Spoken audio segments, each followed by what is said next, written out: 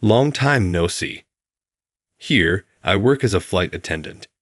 Oliver, what are you doing right now? I ran into Ashley, a stunning French classmate I had a falling out with in high school, at the airport more than 10 years after I dropped out of school.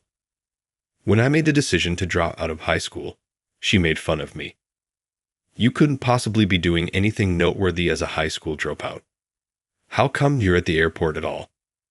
Ashley continued to speak to me in an arrogant way and with that tough look in her eyes. Feeling a little awkward, I replied, I'm a pilot for your company. What? Are you a pilot? A dropout from high school could never accomplish that. Actually, she departed as I was about to explain because a colleague called her away. We met again in the most unfortunate circumstances with Ashley. We had no idea that our lives would become so deeply entwined after this. My name is Oliver. As a first-year high school student, I live with my parents and my younger sister, Sky, in a household of 4. The parents of my mother are still living, but the parents of my father have passed away. I'm 25% French because they reside in France and my grandfather is French. Can you speak French? Is a common question from peers when you're a quarter French. However, being a quarter does not imply that you speak French from birth. I'm working hard in my studies right now, so I can use video calls to talk to my grandfather who doesn't speak English. My grandparents and I have not yet met, but we intend to travel to France in the near future.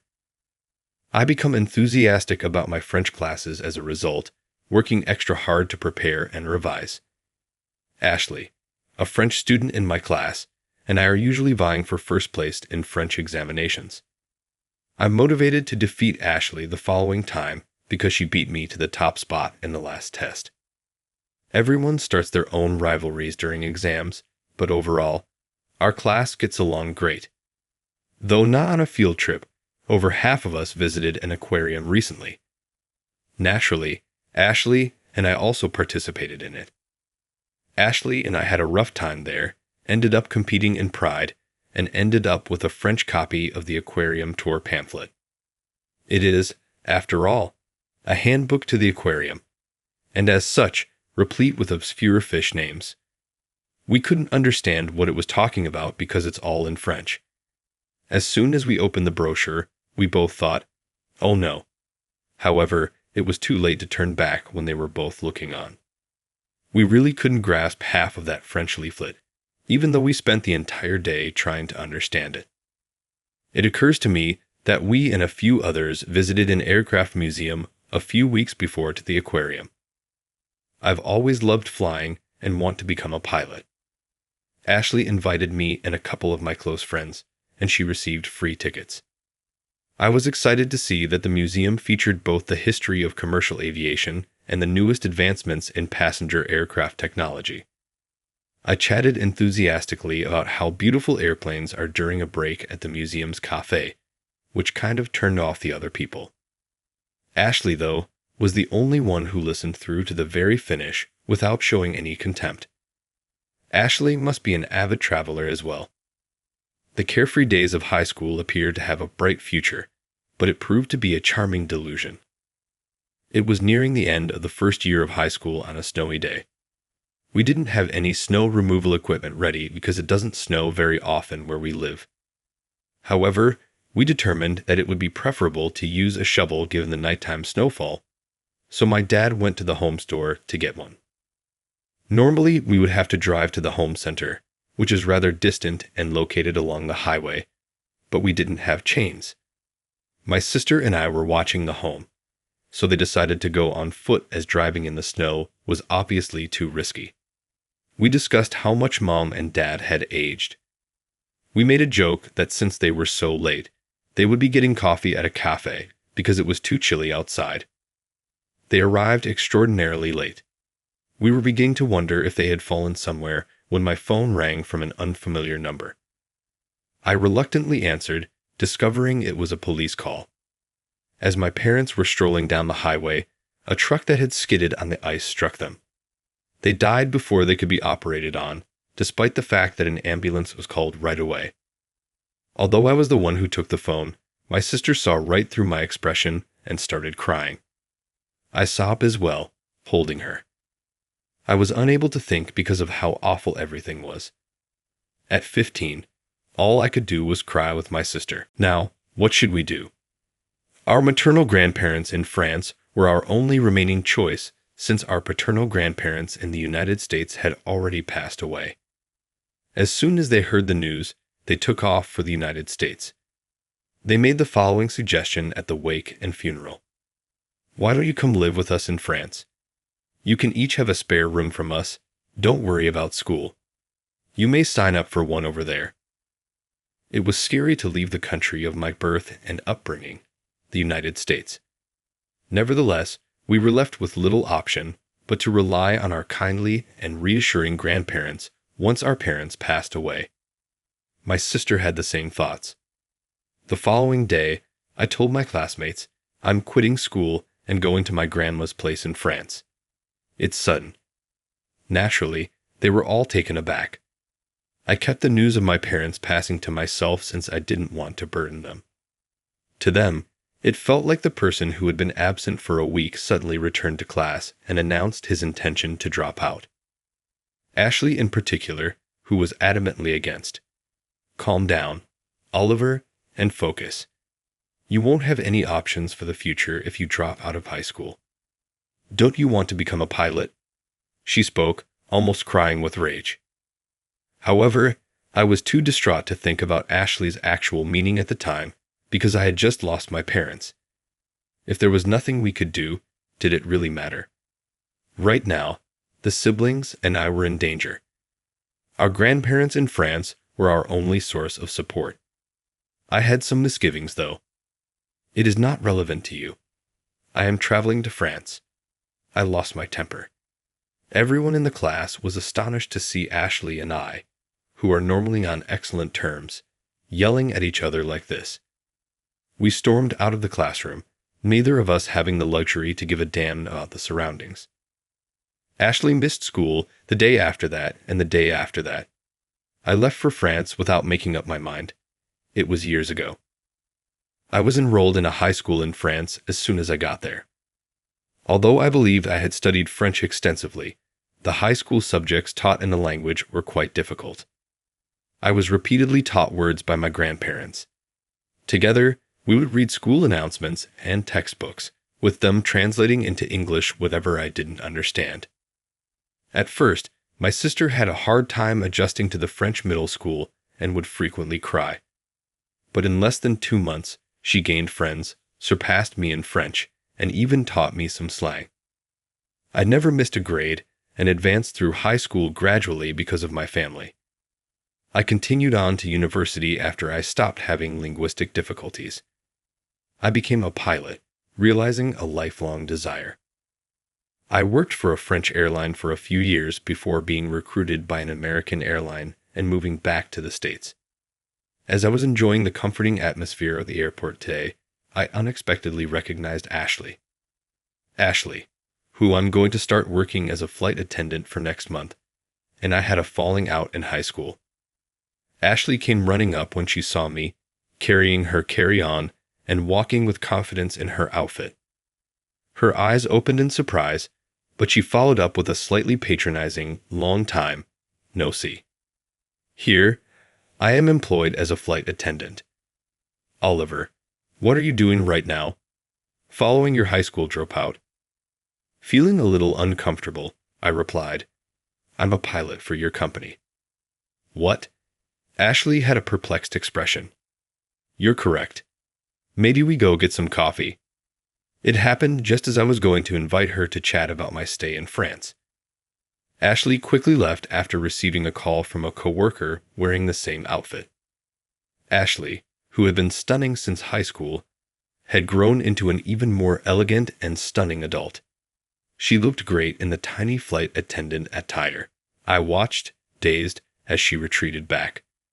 Ashley gave me a quick peek back before rounding the corner. We locked eyes for a moment before hurriedly averting our confused gazes. Were we still unable to make up once we eventually got together? To myself, I muttered, There had always been a nagging feeling in the back of my mind that Ashley and I had broken up badly.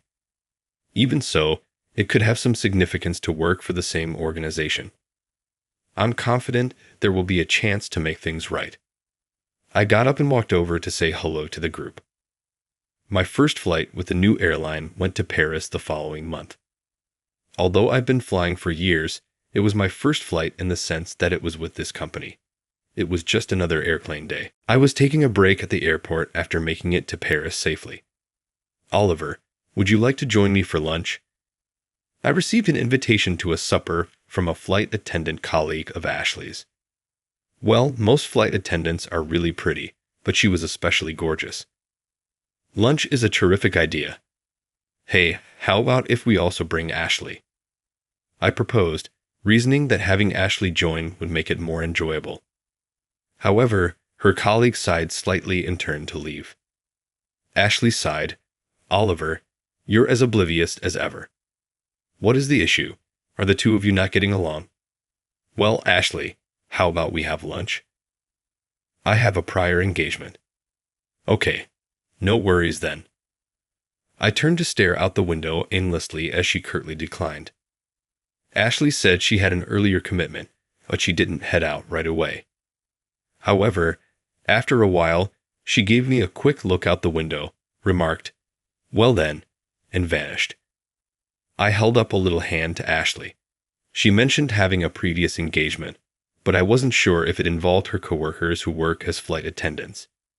She may possibly have a boyfriend in Paris given her extensive travels. I was uncomfortable with the idea for some reason. Perhaps I still feel something for Ashley. I did, after all, like Ashley in high school, but that was more than 10 years ago. There were girls in France that I liked, too. When I worked for the Canadian airline, I had a couple women I fancied, and I had a girlfriend when I was in college. However, it appears that I still haven't moved on from my first love, because I'm feeling this uneasy merely because a casual dinner offer was turned down. I smiled ruefully and went to a cafe to have a light snack and some bitter espresso. Something happened to me a few days later while I was piloting the trip from Paris back to the United States. We were ready to land in Los Angeles when my plane experienced extreme turbulence.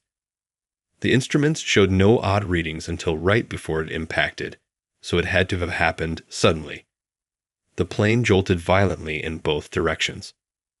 Thomas was flying with me today on his first international flight as a co-pilot, and he was in utter terror, not even able to report back to the ground, something he had been doing with ease only a few minutes earlier. I alerted the ground to the problem right away and asked for assistance. "Pardon me, Oliver. I need to give you a report. A number of people have been hurt, according to Ashley." Even though she was speaking calmly, her voice was shaking, and she had terrible skin, as I could see when I looked in the mirror. While flying, turbulence is common, but this instance was exceptionally strong. Thomas and Ashley remain composed. They are the individuals I would want to rely on in an emergency. So I tried to seem calm and collected as I added, "It's going to shake, but take a sip of water." My voice was slow and steady, but my thoughts were racing. Subsequently, a warning light that indicated an engine problem began to flicker. This was not what I expected. However, one of the duties of a captain is to react to unforeseen circumstances. After telling myself 3 times to calm down, I inhaled deeply. I then gave a brief announcement to the passengers outlining the present circumstances. Even though it's an emergency, I advise everyone to exercise caution because of the increased danger of damage caused by the shaking. Thankfully, our destination airport is not far away, and we plan to land on time. I communicated closely with the air traffic controller at the same time. Thomas was still trembling, but I could understand his fear because it was his first time traveling internationally, and he had to deal with 2 problems at once. I said to Ashley, "Ashley, please support Thomas." I recognized the sense of being overtaken, but he remained the co-pilot. Thomas needed to gather himself immediately and give me support. Ashley looked a little better after taking a sip of water, nodded, and asked Thomas again. The fact that the air traffic controller had expertise pleased me. I thought the worst when the engine malfunctioned in the middle of the turbulence. With the controller's exact advice and instructions, though, I was able to safely land the aircraft on the runway. I learned later that the plane's occupants erupted in cheers as soon as we touched down. Although I felt bad for worrying them, I was glad that only minor cuts and bruises prevented anyone from being seriously injured. You're an amazing person, Oliver.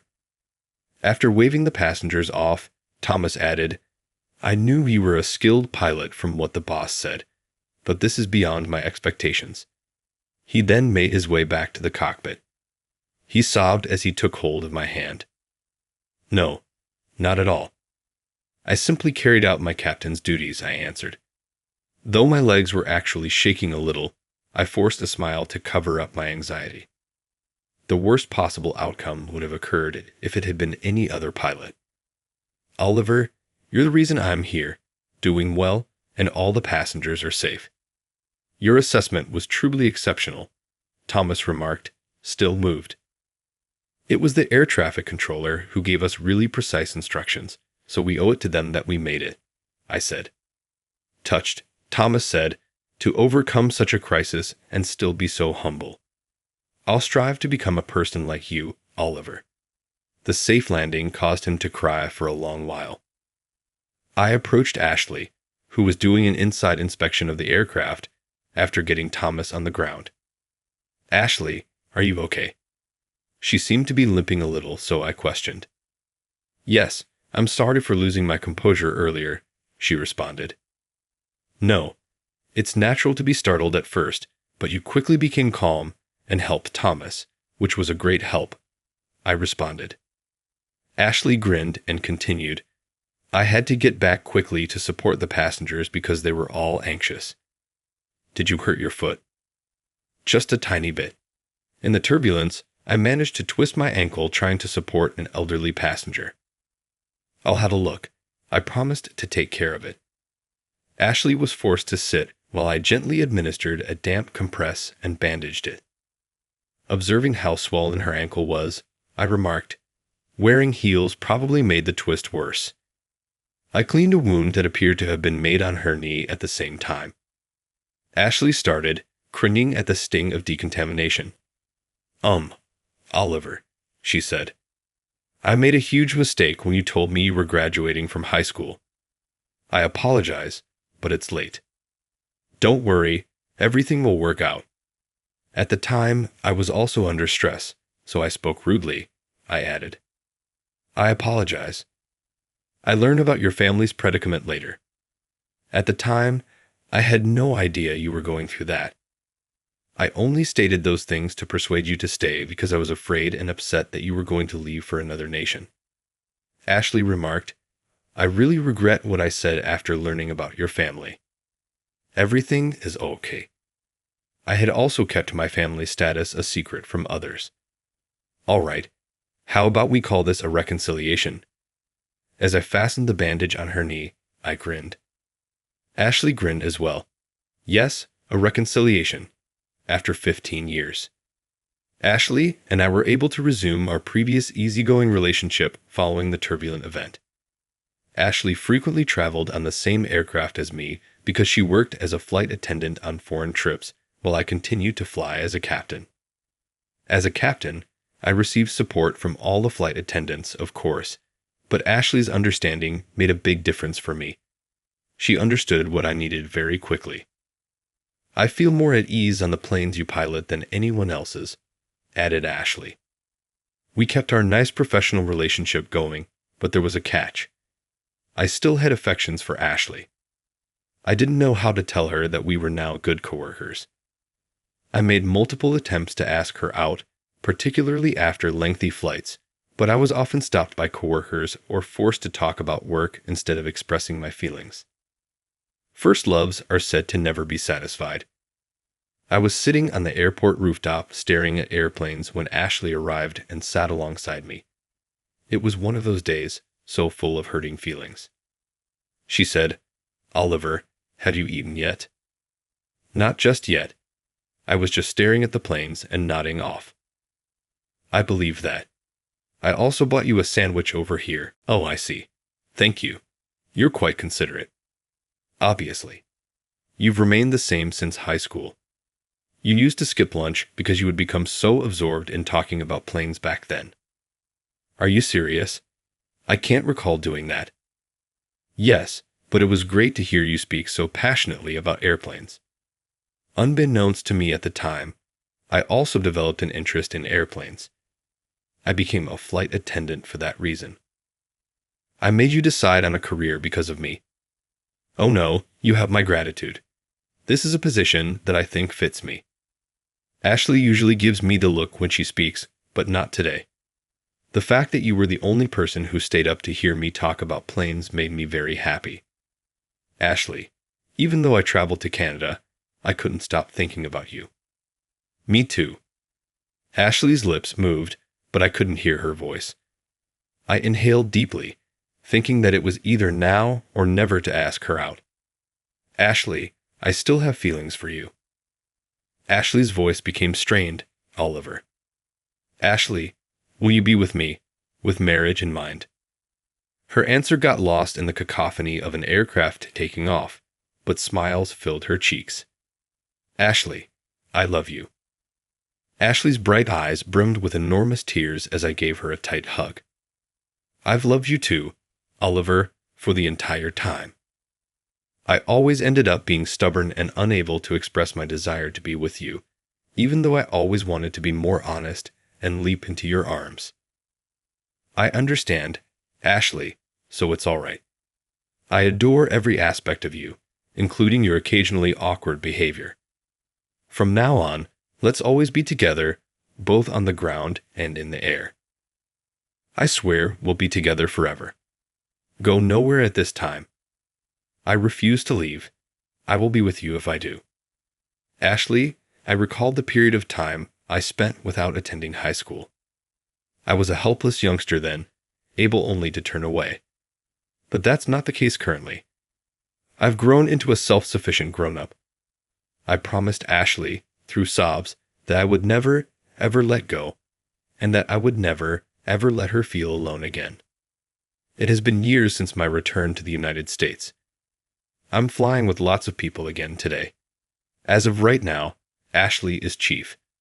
She effectively, and occasionally harshly, manages the onboard cabin attendants. The heavens are lovely. As she leaves, I look up at the sky as I stand in the airport. Of course, the sky is lovely when viewed from the airport or in private. Every nation has a unique sky with its own hue and allure. The sky that carries our passenger's life, as viewed from the cockpit, is, in my opinion, the most magnificent. Maybe this tension is what gives the sky its extra beauty. There have been bumps in my life. Though there were moments when I felt unexpectedly hopeless, I'm glad I didn't give up. I am appreciative of having realized my dream. That's why I'm floating through the skies today. Having been married this spring, Ashley and I are getting married after completing our first love. I'm not going to give up on what I stand for. You can accomplish your ambitions someday if you don't give up. Now with fresh perspective, I make my way to the cockpit.